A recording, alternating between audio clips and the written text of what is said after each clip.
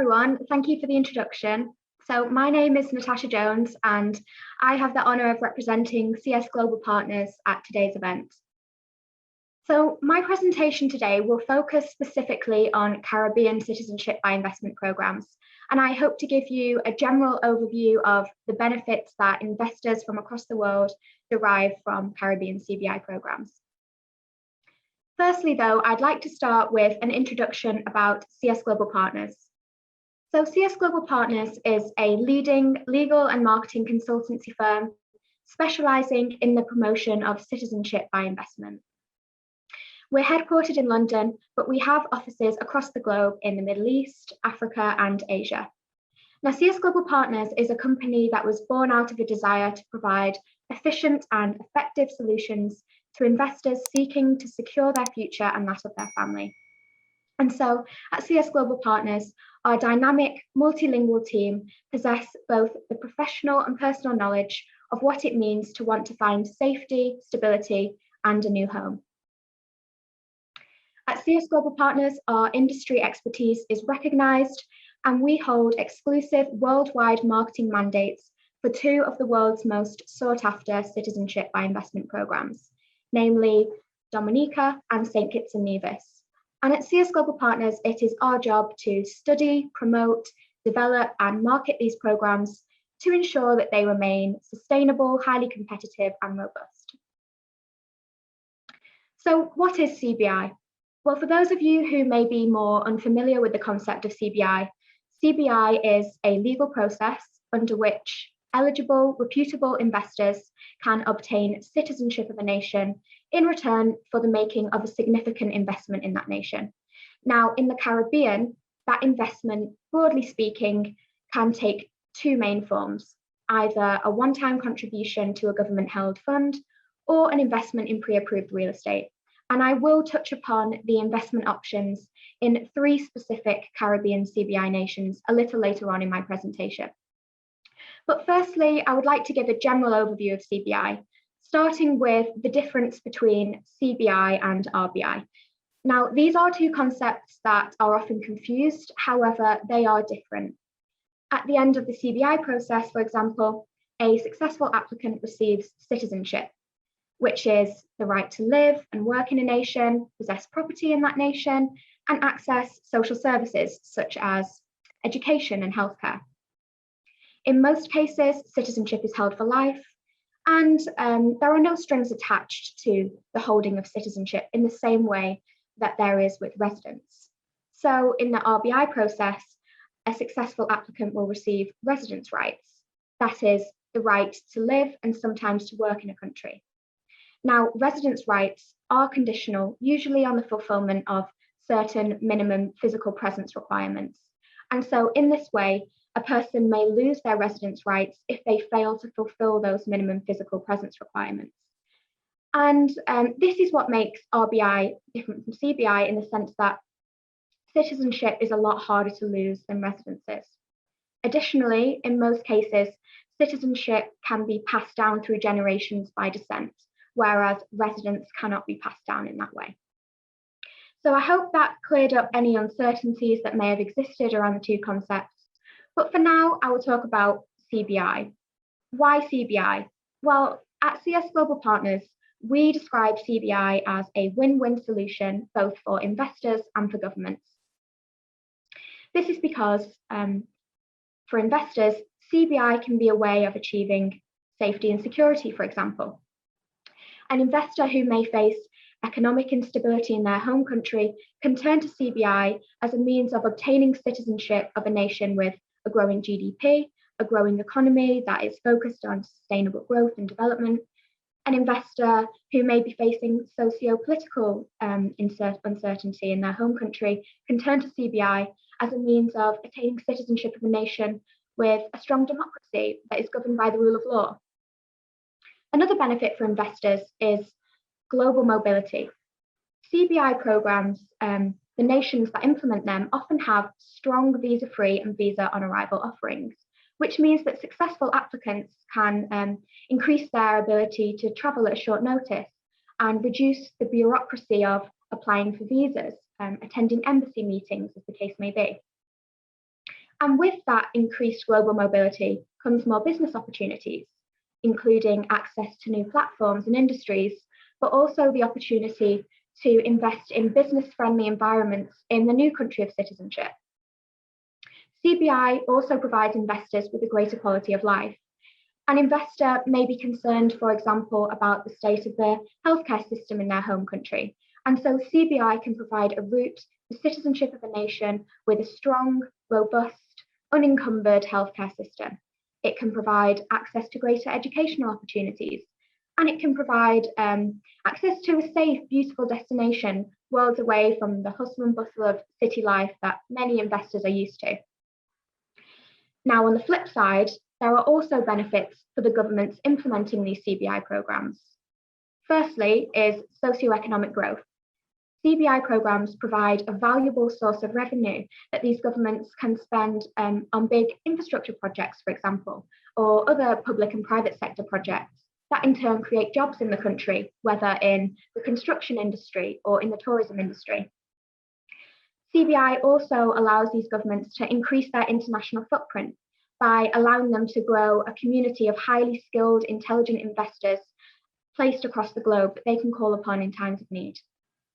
And CBI programs receive a lot of local support from native citizens who value CBI because they feel the practical benefits of CBI in their country firsthand. Because of these benefits, CBI is becoming a global phenomenon, and it now spans the Caribbean, Europe, the Middle East, and even Oceania. However, the beating heart of CBI rather remains firmly in the Caribbean. And why is this? Well, firstly, citizenship by investment was born in the Caribbean with the St Christopher and Nevis Citizenship Act of 1984. Shortly after St Kitts and Nevis obtained independence from the UK, they made provision for the world's first citizenship by investment programme. And because of this, the Caribbean is now home to some of the world's most long-standing CBI programmes. And this longevity is a great asset of Caribbean CBI programs because it has allowed them to become industry thought leaders, spearheading industry best practice, and adapting quickly to meet the changing needs of investors. And because of this longevity and their ability to adapt to meet the needs of investors, Caribbean CBI programs have received a number of accolades, including from the CBI Index, which is a publication from the Financial Times' professional wealth management magazine. And the CBI Index has ranked Caribbean CBI programs in the top 5 CBI programs in the world for 4 consecutive years. Now, we'll talk a little bit more about the CBI Index because it is a great tool to compare the world's active CBI programs as it compares them against key investor priorities. And the 2020 edition of the CBI Index found that the following features make the CBI process in the Caribbean so unique. Firstly, their low minimum investment thresholds. The Caribbean CBI nations are home to the world's most affordable citizenship by investment programs. Secondly, was their lack of travel and residence requirements. With the exception of Antigua and Barbuda, the other Caribbean CBI nations do not implement travel requirements or residence requirements, whether before, during, or after the CBI process. And for time-poor investors, this is a great benefit of Caribbean CBI programs. The third was processing time.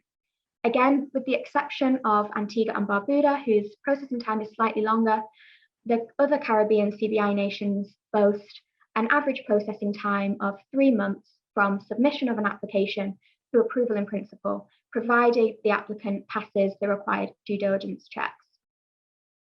Now, the CBI Index also praised the Caribbean CBI programs for their simple processing mechanisms. And this is because Caribbean CBI nations don't implement language requirements, they don't implement mandatory interview requirements, there is no minimum business experience requirement, there is no need to sit a language, culture or history test. And they also make excellent use of authorised agents throughout the process. Now, I will talk a little bit more about authorised agents later on in my presentation, but for now, the reason the use of agents is so beneficial to the simplicity of these programs is that agents are on hand to help applicants throughout each stage of the process, and they are the entity that eventually submit the application to the processing body, and they are there to answer any questions that the applicant may have throughout the process. So all these factors really speak to the streamlined nature of the processing mechanisms in these CBI countries. Now, CBI countries were also recognised, Caribbean CBI countries were recognised for due diligence in the CBI index.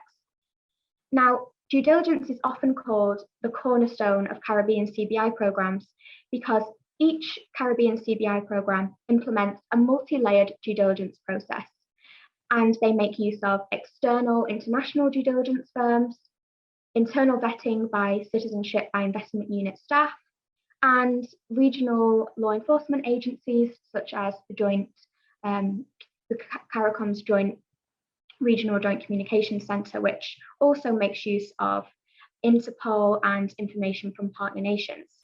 Now, the reason that having a strong due diligence process is so important is because it allows investors to know that they are receiving a reputable citizenship of a nation that looks after the interests of its citizens.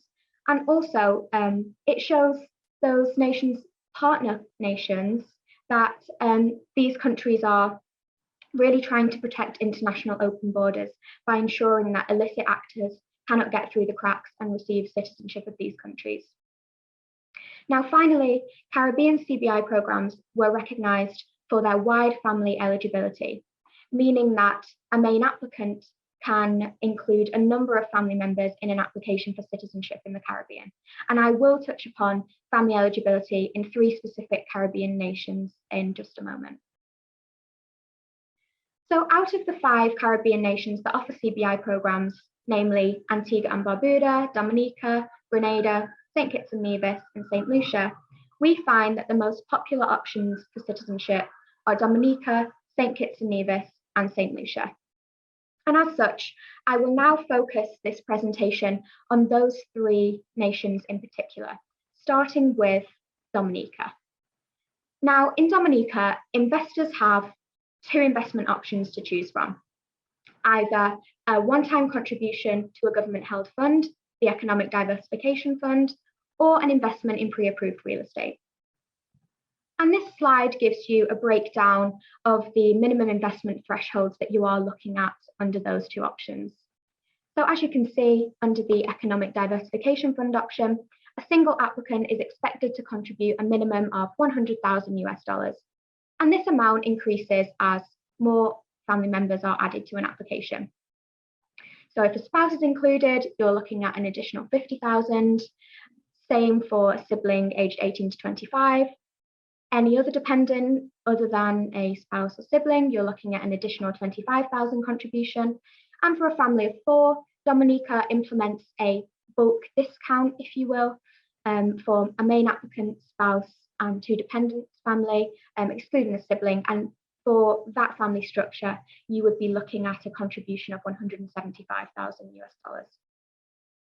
Now, if we look at the real estate option, investors in Dominica are expected to invest a minimum of $200,000 in real estate, and they must hold this real estate for either 3 or 5 years, depending on who the purchaser is. Now, under the real estate option, in addition to that minimum investment, government fees are also charged. So for a single applicant, you're looking at a government fee of $25,000. For main applicant and spouse, $35,000. And as you can see, the price increases as we add more family members to an application. So eventually, for a family of 7 or more persons, you would be looking at a government fee of $70,000. Again, those family discount amounts exclude siblings. And as you can see here, a minor sibling, you'd be looking at a government fee of $25,000. For a sibling aged 18 to 25, you'd be looking at a government fee of $50,000. So moving on to St Kitts and Nevis. Similarly to Dominica, there are 2 investment options. Firstly, either a contribution to the Sustainable Growth Fund, or an investment in pre-approved real estate. Now, under the Sustainable Growth Fund, there is currently a limited time offer in place, and under that limited time offer, a family of up to 4 may apply to the Sustainable Growth Fund for a minimum contribution of 150,000. So that has been reduced under this offer to be the same as a single applicant would pay under this option. Then you are looking at an additional 10,000 per dependent after the third, with the exception of siblings, for whom you would be looking at a 20,000 additional contribution. Now, in St Kitts and Nevis, the pre-approved real estate option is slightly different in the sense that investors can choose whether to make either an independent investment in real estate of $400,000 be held for 5 years, or they can make a joint investment with another applicant, with each applicant investing $200,000 in real estate. And in that case, the real estate must be held for a minimum of 7 years. And again, government fees are charged under the real estate option, meaning that a main applicant is looking at a government fee of $35,000, a spouse $25,000, a sibling $40,000, and then for all other family members other than the spouse or sibling, you're looking at an additional $10,000 in government fees. So that brings us on to St Lucia. Now, St Lucia is different from Dominica and St Kitts and Nevis in that investors have more investment options to choose from. So we have a contribution to the National Economic Fund, the option to invest in pre-approved real estate, the option to invest in government bonds, and also the option to invest in an enterprise. So under the National Economic Fund, a main applicant is looking at a minimum contribution of $100,000. So this is the same price as a main applicant under the Dominica Citizenship by Investment Programme. And in this way, St Lucia and Dominica are the two most affordable citizenship by investment options for single applicants in the Caribbean. For a main applicant and spouse, you're looking at a $140,000 contribution, a main applicant spouse and up to 2 other dependents, $150,000. Then for a main applicant spouse and more than 2 dependents, you're looking at an extra $15,000 per additional dependent. And for a family of another structure wanting to add an additional dependent, you're looking at $25,000 contribution per each dependent. Now moving on to the real estate option. The real estate option in St Lucia is slightly more expensive than in Dominica and St Kitts and Nevis, and an investor is looking to invest a minimum of $300,000 in real estate to be held for a minimum of 5 years. And again, we can see that government fees are being charged $35,000 for the main applicant, $45,000 for the main applicant and spouse, $10,000 for a dependent over the age of 18, $5,000 for minor dependents, and then $10,000 per additional dependent when there is a main applicant spouse and more than 4 dependents. Now we get on to St Lucia's slightly different options. So we have the government bond option. This option is gaining traction at the minute as it is currently subject to a limited time offer, which is due to expire on the 31st of December 2021. And under that limited time offer, the following costs and minimum hold periods apply. For a single applicant, there is a $250,000 investment requirement to be held for 5 years. For a main applicant and 1 dependent, $250,000 investment to be held for 6 years. And then a main applicant and up to 4 dependents can choose whether to make an investment in government bonds of either $250,000 to be held for 7 years, or of $300,000 to be held for a slightly shorter time of 5 years. And then for any additional dependent, you would be looking at an additional investment of $15,000 per dependent. Now, lastly, we come to the enterprise option. And again, under this option, an investor can choose whether to make an independent investment of $3.5 million in an enterprise that creates 3 jobs, or can choose to do a joint investment, each contributing $1 million to an enterprise worth $6 million in total, and that creates 6 jobs. And similarly to the real estate option, Government fees are charged under this option of £50,000 for a main applicant, £35,000 for a dependent over the age of 18, and £25,000 for a minor dependent. So I hope that gave you an idea of the minimum investment thresholds you're looking at in each country, if anyone had any queries as to what the investment options specifically were and how expensive they are as family members start to get added to an application. So speaking of family members, we touched upon this previously when I spoke about the CBI index, but in Dominica, St Kitts and Nevis, and St Lucia specifically, the following family members can be included in an application as dependents. And I should note that these dependents can be related to either the main applicant or the main applicant's spouse, unless I specify otherwise. So in Dominica, St Kitts and Nevis, and St Lucia, the spouse of the main applicant, as you can see, is always allowed to be included in an application. Minor children can be included in an application without any restrictions. Adult children can be included in an application subject to the fulfilment of certain other conditions, up to the age of 30 in each jurisdiction. And exceptions also exist for adult children who are suffering from either a mental or physical disability. In those cases, there are no maximum age limits set, and a disabled adult child of any age can be included in an application. Now, parents can also be included in an application in each jurisdiction, subject again to the fulfilment of certain other conditions. In Dominica, parents can be of any age. In St Kitts and Nevis, parents must be above the age of 55. And in St Lucia, they must be aged 55 or above. And an exception exists for disabled parents who are allowed to be included in an application at any age. Now, in Dominica and St Kitts and Nevis, grandparents can be included in an application, again, subject to the fulfilment of certain other conditions. But in Dominica, grandparents of any age can be included, and in St Kitts and Nevis, grandparents must be above the age of 65. Now, in St Lucia, unfortunately, grandparents aren't eligible to be included.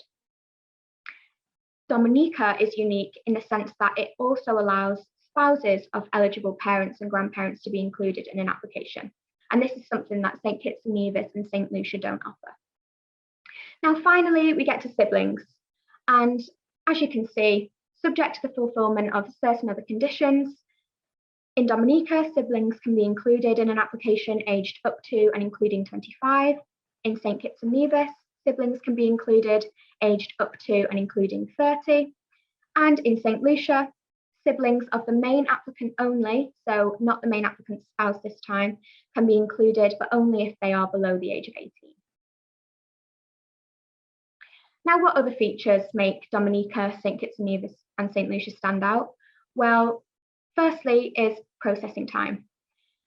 So in Dominica, St Kitts and Nevis, and St Lucia, from submission of an application to approval in principle, applicants are looking at an average processing time of 3 months, provided that the applicant passes the due diligence checks.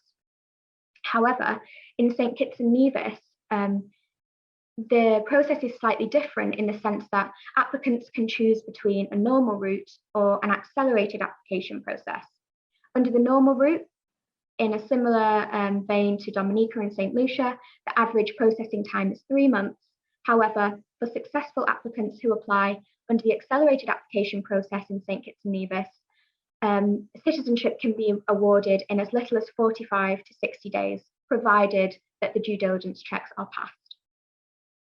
In Dominica, St Kitts and Nevis, and St Lucia, dual citizenship is permitted, and citizenship can also be passed down to one's descendants. However, in St Lucia, citizenship may only be passed down through one generation. Okay, so that brings me to the end of discussing the investment options, the family eligibility, and some other features that make those 3 programs so unique. And I hope that gave you a greater insight into those programs. Maybe now you are wondering how you go about starting the citizenship by investment journey. Well, to start the citizenship by investment journey, as it says on screen, simply follow the steps below. Firstly, select an authorised agent to start your application. Now, a list of all authorised agents can be found on the relevant official website of each programme. And the agent is on hand to help you complete and obtain the required forms and documents, and they will then provide them to the Citizenship by Investment Unit, which is the body that processes the application. And the agent will be there to answer any queries you may have throughout the process and acts as your go-between between the investor and the Citizenship by Investment Unit. Now, once the Citizenship by Investment Unit processes the application, it carries out the comprehensive background check that we spoke about earlier in the presentation, involving external due diligence, internal due diligence, and vetting by regional law enforcement agencies. And if the applicant passes those background checks, the Citizenship by Investment Unit will then issue an approval in principle. Now, upon receipt of the approval in principle is when it is time to either make the contribution or the investment according to the option chosen. And once the investment is made, if those funds are cleared, then the applicant will receive the certificate of naturalisation or registration, depending on the country of citizenship. And that is the document that declares you a citizen of the country, and that is where the Citizenship by Investment process ends. After receiving this certificate, if the investor so wishes, they may obtain a passport of their new country of citizenship, and their authorised agent can also help them with that process. Well, that brings me to the end of the presentation. So thank you for listening. I can see that we do have a few questions, so I'm happy to start answering those now if we have enough time. Yes, Natasha, we're short on time. We'll quickly run through a couple of questions that were written to us actually. Okay. Mr. Shah has asked, since 7 years is the minimum we have to hold a property investment, will you help resell the property purchased? What is the average property appreciation value expected during that period? What kind of rental returns can be expected after adjusting maintenance charges? So my role in the process is helping to process applications, and so unfortunately I can't give specific information about how much the property could eventually sell for. However, persons that apply under the real estate option they're sort of put in contact with third parties that can help them determine these steps. So you may hire a lawyer, a property expert in the country, and we have representatives of CS Global Partners virtually placed around this event today that may be able to help you more with that question. Unfortunately, that's not one that I can answer. Great. We have a question from Manish Vani, who's asking how the mode of payment will be, maybe in installments. And I think you would like to be an agent for you guys. So Manish, I believe you can get in touch with Natasha with her details there and have a conversation offline. But the main question is that he's asking is how the mode of payment will be, and are there installments that are allowed while making a payment for any of these citizenship programs? So in answer to your question, unfortunately, no. The investment isn't made in installments. The final investment is made. So going back to that final slide, after you receive the approval, it's then time to make the investment, and the investment must be paid in full at this time after approval. However, you don't make the investment until after you have received an approval, just in case you do not pass the due diligence process. Okay, all right. Mr. Bedi from Ludhiana is asking if you could highlight the industries the government of St. Kitts and Nevis with subsidy or grants for new citizens. We're into agriculture business, and if there is government support, it would incentivize us to invest in the country. Sorry, could you just repeat that question? Sure.